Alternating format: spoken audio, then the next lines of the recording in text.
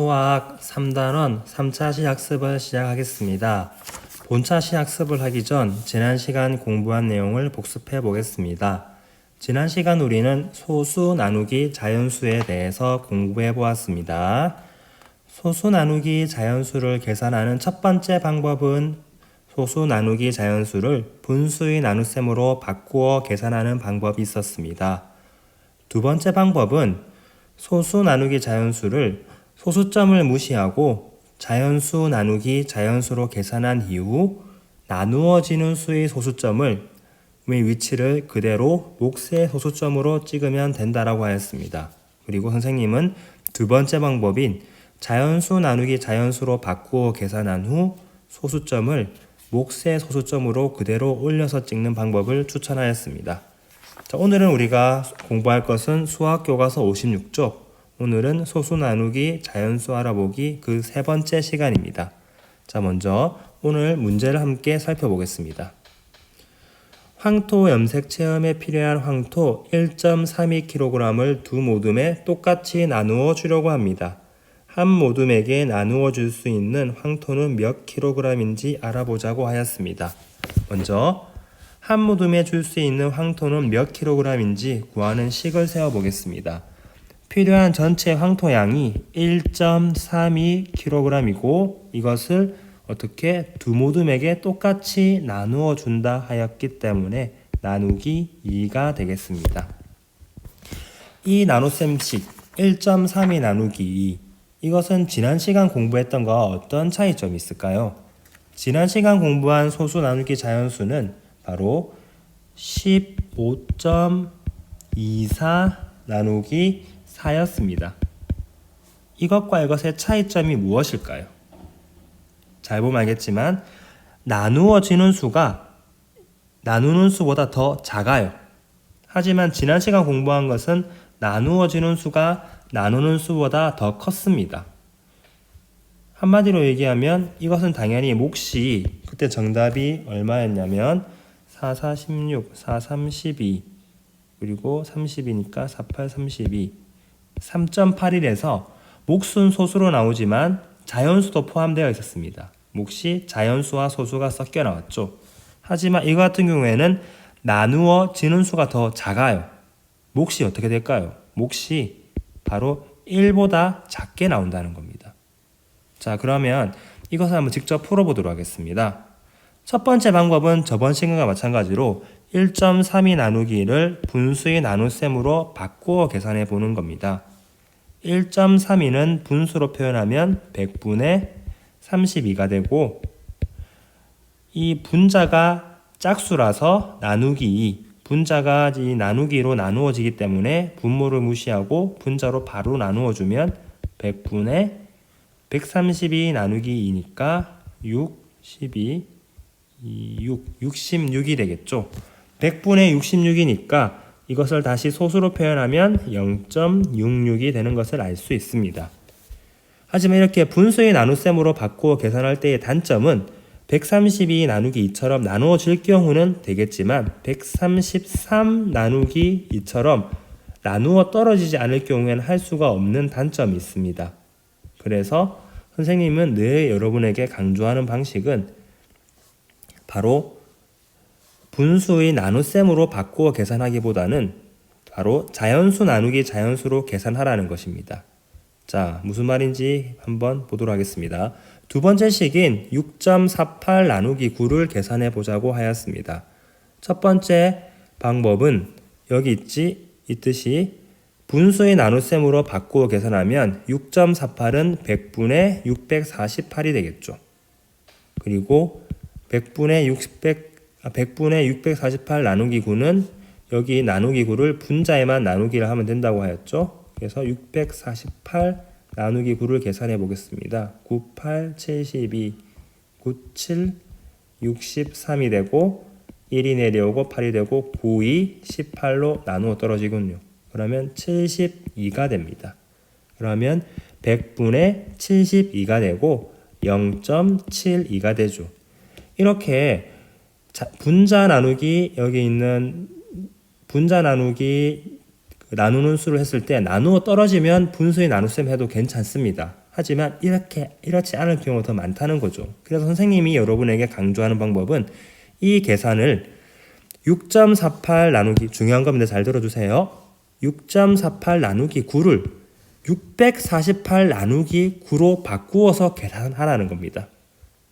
자, 그러면 우선은 소수점을 무시하고 이것을 자연수 나누기 자연수, 소수점을 무시하고 계산을 하는 거죠. 그래서 648 나누기 9를 하게 되니까 이런 과상을 통해서 몫이 72가 나왔습니다. 여기서 그럼 이걸 답이라 적으면 당연히 틀리겠죠. 여기서 저번 시간 어떻게 했죠? 몫의 소수점은 나누어지는 수의 소수점을 그대로 올려서 찍으라 했죠. 나누어지는 소수점이 소수 첫째 자리였죠. 맞죠? 여기 보면 소수 첫째 자리이기 때문에 여기에 그대로 올려 찍을 경우에는 여기에 점을 찍게 되니까 0.72가 된다는 겁니다. 그래서 소수의 나눗셈을 계산할 때는 이 자리수에 맞게 계산을 반드시 해야 됩니다. 72를 이렇게 72라고 적으면 절대로 안 된다는 거죠. 그럴 경우만 예를 들어 첫째 자리에 찍어버리면 몫이 7.2가 되는데 이것은 정답이 아니다. 그죠? 아니기 때문에 여러분들이 소수의 나눗셈의 가장 기본은 자리수에 맞게 계산하는 겁니다. 이거는 여러분이 공부했던 건데 혹시 모르는 친구 위해 설명을 하면 나누는 수가 한 자리이기 때문에 한 자리를 봅니다. 이렇게 계산이 안 되기 때문에 그 다음 두 번째 수로 넘어가서 64 나누기 9를 하는 거죠. 그래서 이 두 번째 자리에서 계산했기 때문에 여기다 7을 두 번째 자리에 적는 겁니다. 나눗셈의 가장 기본인 부분인 거죠. 자, 그러면은 선생님은 이렇게 이 모든 계산을 분수로 바꾸어서 하지 말고 바로 자연수 나누기 자연수로 바꾸어서 계산하라는 겁니다. 이 부분을 계산해 볼까요? 1.38 나누기 6은 138 나누기 6으로 여러분이 계산을 하는 거예요. 먼저. 그러면 반드시 자리수 맞게 6 두 번째 자리에겠죠. 1 나누기 6이 안 되니까 6이 12 그리고 1이고 8이 내려오죠. 이쪽에. 그러면 6, 3, 18로 나누어 떨어집니다. 근데 이걸 그대로 23이라 적으면 안 되겠죠.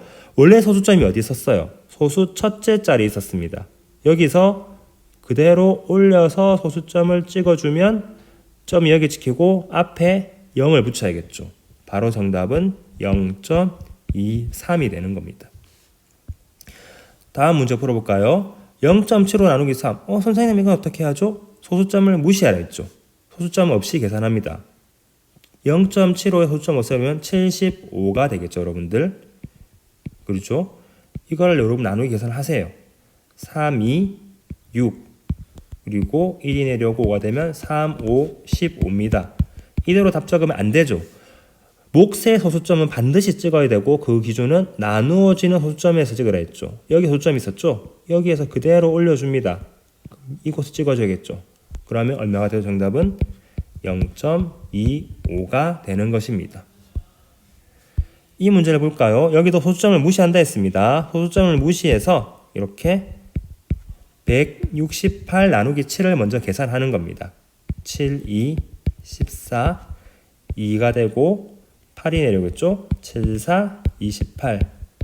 여기서 몫의 소수점은 나누어지는 소수점에서 그대로 올라와 찍는다고 하였습니다. 그래서 정답은 얼마가 된다?